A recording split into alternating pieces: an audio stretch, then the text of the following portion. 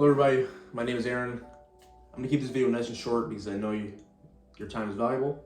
But today's video is going to be about Roth IRAs versus traditional IRAs. So what is a Roth IRA or a traditional IRA? Basically, simply put, both of the accounts are just simply retirement accounts. Both Roth IRAs and traditional IRAs both offer tax benefits. So both accounts offer tax benefits. And the only thing that really makes them different is how they offer tax benefits. Slightly.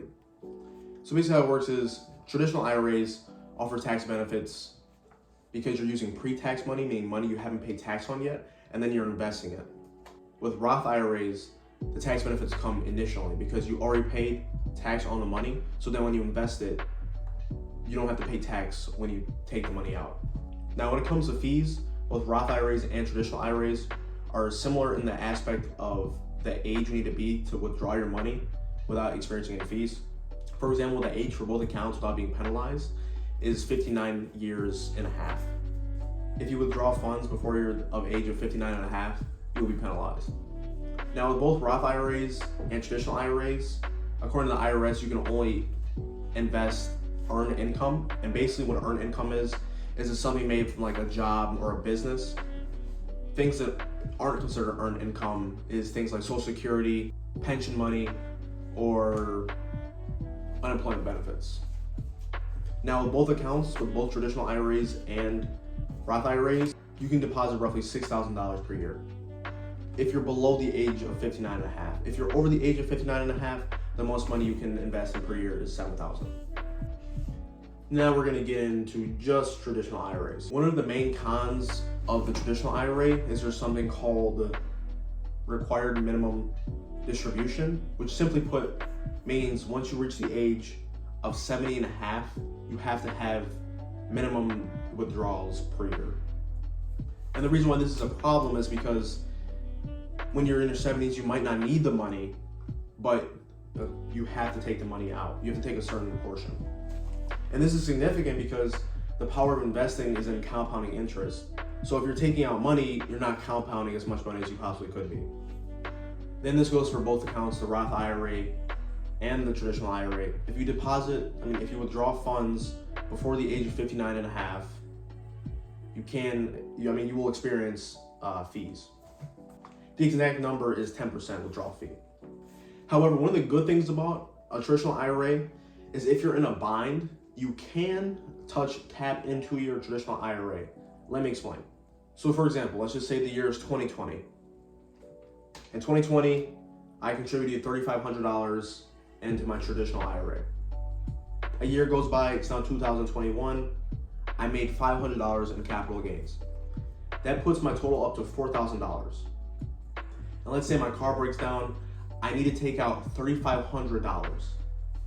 That's okay in a traditional IRA because that's the money I contributed, but you cannot tap into the gains, the capital gains. The capital gains in this case would be the $500 I made over the year because my initial investment was $3,500, and then after that I made $500, and that put my total at $4,000. That means if I need to take the money out, I can take $3,500 out, but I cannot take the capital gains out. If I were to tap into the gains, that's when you would get penalized. Now we're moving on to Roth IRAs. All earnings with Roth IRAs grow tax-free, meaning when I'm 18, if I were to deposit $56,000 over until the age of 65, and my money grew to be like $750,000, I can take that $750,000 out and not pay a single dime of tax on it. And the reason for this is because with Roth IRAs, you're using money that you already paid tax on. And perhaps, in my opinion, one of the best things about Roth IRAs is once you reach the age of 70 and a half, there are no required minimum distributions. Meaning, when I die, if I never touch the money in my Roth IRA, my money will still be building, which is great because if you want to give the money to your children or something, there you go. Personally, my favorite is the Roth IRA, but it has its limits.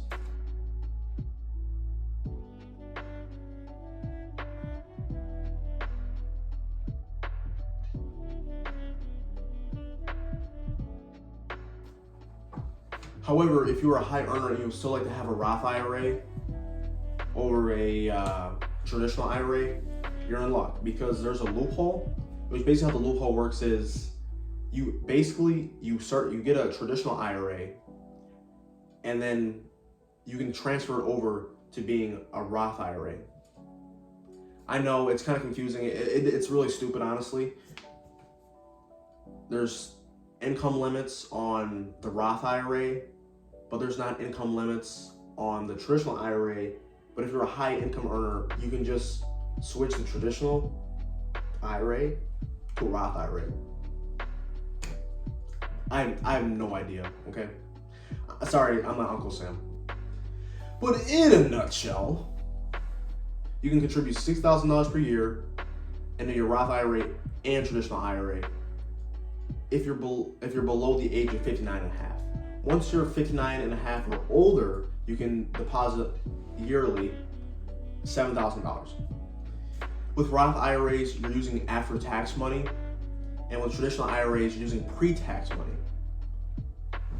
Traditional IRAs have required minimum distributions, meaning once you reach the age of 70 and a half, you have to take out certain amounts per year. Unlike in a Roth IRA, there are no required minimum withdrawals. Unlike in a Roth IRA, there are no required minimum distributions. And most importantly, the best part about a Roth IRA is your money can compound forever.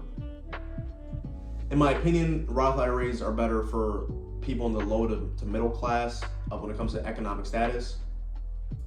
And for high earners, and the traditional IRA is better because there's no restrictions on how much income you can make.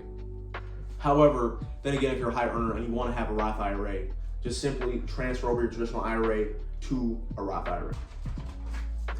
And yeah, ladies and gentlemen, I think I just covered everything you need to know about traditional IRAs and Roth IRAs in like the span of 4 minutes. So yeah, thank you all so much for watching today's video. I really love making this kind of these financial videos. So you guys enjoy, please give your brother some support and hit that like button, only because it helps in the YouTube algorithm. Leave a comment if you have any questions. I love to answer them. I'm gonna put all my sources down in the description below, because you know, people tend to be very easily, I could just be making this crap up and you would never know. So for that reason, I'm gonna put the sources down below, so in the event I did say something wrong, I didn't. But if you wanna say I said something wrong, you can go down there and read every single thing that I use to make this video, and then you can go challenge them. Because if I'm wrong, that means they're wrong. And I'm not wrong. So, yeah. I'm never wrong. Never.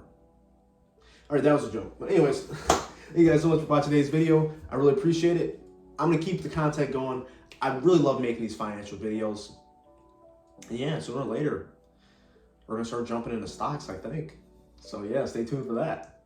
Peace.